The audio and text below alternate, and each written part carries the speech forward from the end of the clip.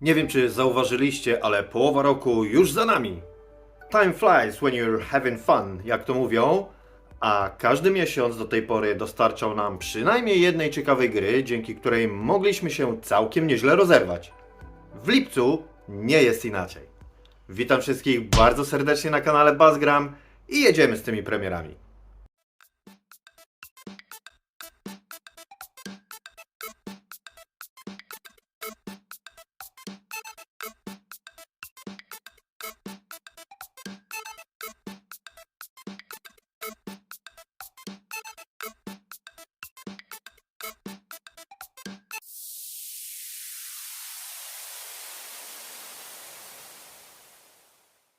W grudniu zeszłego roku z upadłej Stadii na PC-ty i konsole zawędrowało ciekawie wyglądające Wavetale, a już 6 lipca w jej ślady pójdzie kolejny tytuł ekskluzywny – Guild, w którym Sally trafi do świata koszmarów, szukając zaginionej kuzynki Emily.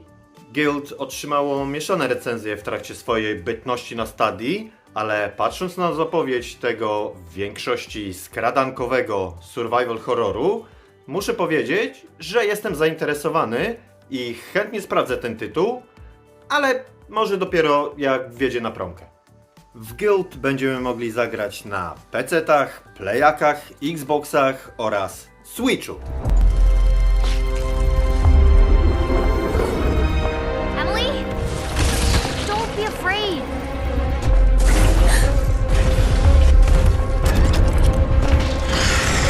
Leave me alone.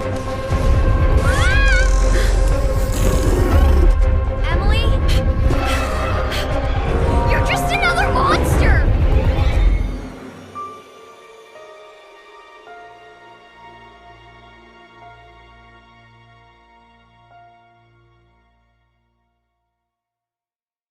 - 12 lipca doczekamy się w końcu na drugą część bardzo ciekawej przygodówki.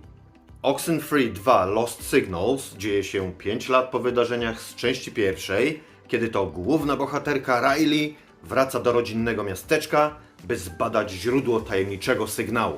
Grałem w część pierwszą i bardzo się wciągnąłem, więc na część drugą czekam już od dłuższego czasu, licząc na kolejną ciekawą historię i interesujące łamigłówki. Oxenfree 2 będzie można zagrać na PC-tach, PlayStation 4 i 5, Switchu, a także mając wykupiony abonament Netflixa na urządzeniach z Androidem i iOS-em.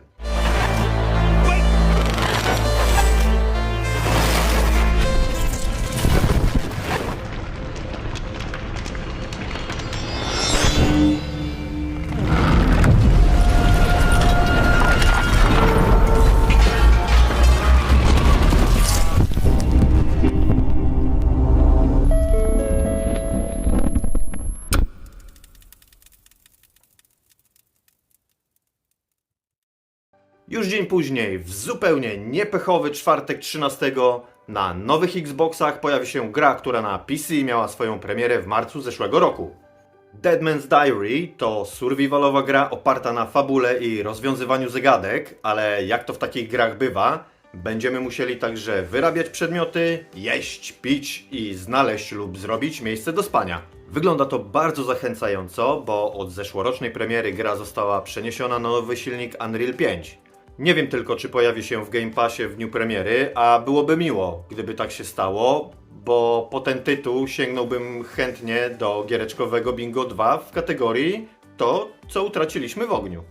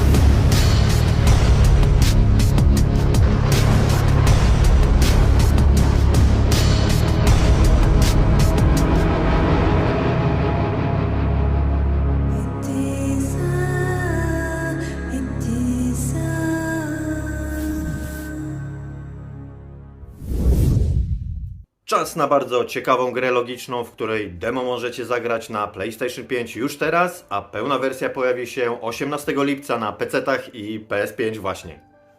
Viewfinder zaoferuje rozgrywkę, w której pomiędzy kolejnymi etapami będziemy przemieszczać się poprzez teleporty.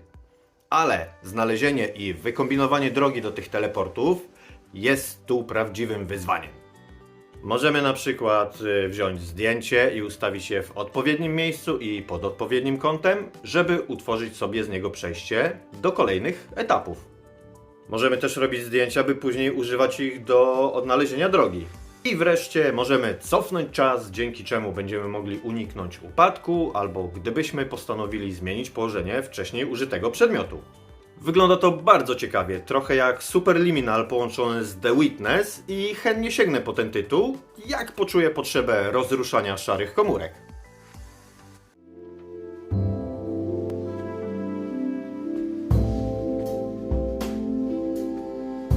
The founders left plenty of records of their work here, in case they were to ever come back. I must admit, I'm surprised you made it this far. It's quite exciting. 20 lipca niespodziewanie powróci z martwych gra, w którą zagrywałem się lata temu na Nintendo DS i na telefonie. Co dziwne, wskrzeszona odsłona nie zawita na konsolę Microsoftu, ale może to dlatego, że jej oryginalną wersję można jeszcze kupić w cyfrowym sklepie? Będzie za to na PC, PlayStation 4 i na Switchu. Proszę Państwa, Might and Magic Clash of Heroes edycja definitywna. Gra puzzlo-przygodowo RPG z mechaniką dopasuj 3, a potem atakuj, nie zapominając przy okazji o obronie, osadzona w świecie znanych i lubianych gier RPG i strategii. Biorę na Switcha jak nic. Out with devastating attacks while preparing your defenses. To do so, you have a limited amount of moves each turn to move units from your board, secure 3 matching units vertically, or at least 3 horizontally, to activate your attacks and defenses respectively. As soon as they're done charging, the units will attack your enemy's board. Getting through your enemy's units will help you attack their hero directly. Once they're KO'd, you win. Pretty straightforward, right? Well, that's not all. If you happen to match units by deleting a unit from your board, you'll win back an additional move. Mastering this feature and creating chain reactions on your board will give you the upper hand and help you secure more attacks or defenses. Each faction brings their dedicated heroes and have access to elite units with different playstyles. Draw power from enemy formations with Death Knights. Break apart enemy formations with Sorcerers. Freeze enemy formations with Djinns. Or spray acid on your opponent's battlefield with Dragons. The choice is yours. Equipping the right artifact can be a game changer. Boost specific units, buff your chances of critical hits, or reduce the starting powers of your enemy's formation. How about going all in with the Spider Cloak and reduce your hero's HP by 75% while increasing your damage by 75%? Mixing your build to an artifact and your hero's unique spell is key to creating the perfect build and being unstoppable. In addition to including the previously released DLC, which added the bosses of the main game as new playable heroes, we took the opportunity to add balancing, many quality of life improvements, as well as brand new character portraits. 25 lipca kolejny must buy. Do Dead by Daylight trafi kolejny dodatek, tym razem jedynie z ocalałym, ale za to jakim? Nicolas Cage, moi mili. Nie wiem, jakie będzie miał zdolności i w sumie nawet nie jest to dla mnie ważne. Ważne, że będzie można pouciekać przed mordercą Mikołajem klatką. Istnieje też spore prawdopodobieństwo, że będzie to pierwsza postać w grze, dla której wydam prawdziwe pieniądze na dodatkowe stroje. Już się nie mogę doczekać.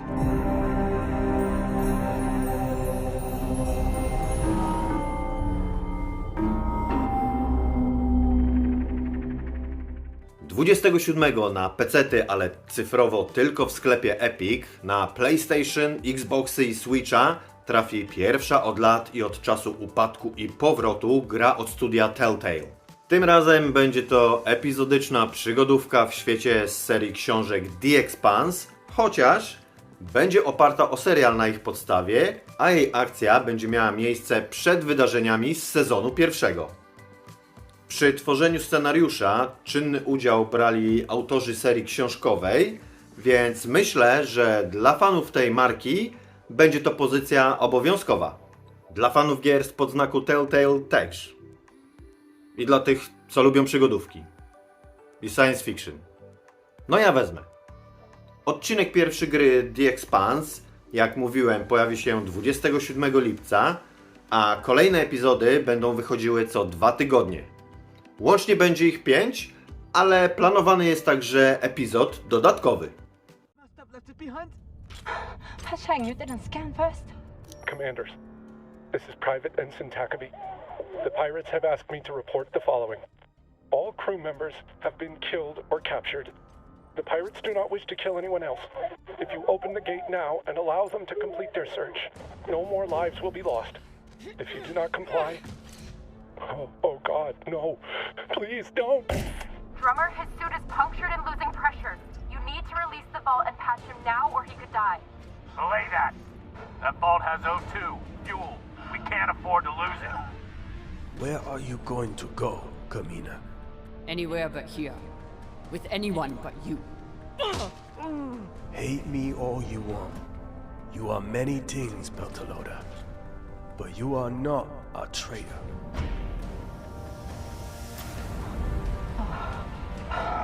Hold on.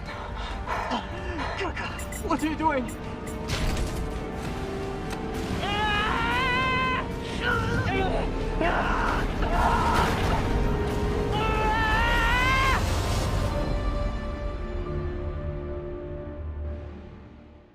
No to na koniec miesiąca coś dziwnego, czyli w takim moim stylu.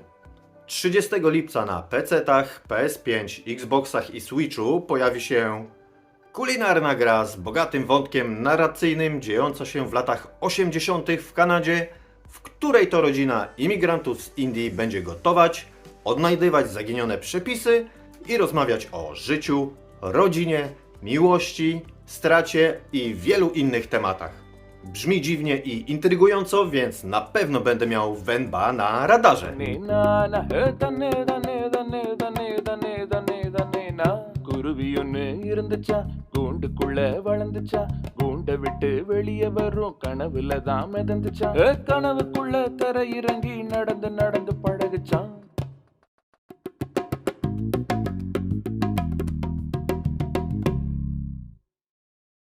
I to by było na tyle. Dajcie znać w komentarzach, co przykuło Waszą uwagę z lipcowych premier, a ja się już z Wami żegnam. Do zobaczenia i do usłyszenia następnym razem. Trzymajcie się. Cześć, cześć. Na PC i konsole zawędrowało ciekawie. Wygląda... Dzieje się 5 lat po wydarzeniach. Grałem w część pierwszą i bardzo się wciągnąłem. Wygląda to. Możemy na przykład wziąć zdjęcie i ustawić je w odpowiednim miejscu i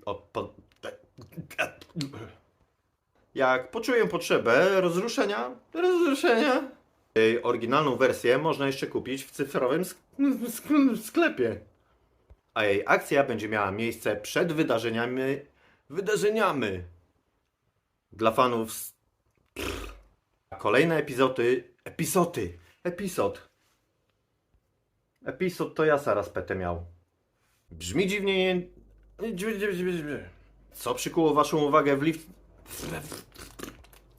Do zobaczenia i do usłyszenia w następnym razem.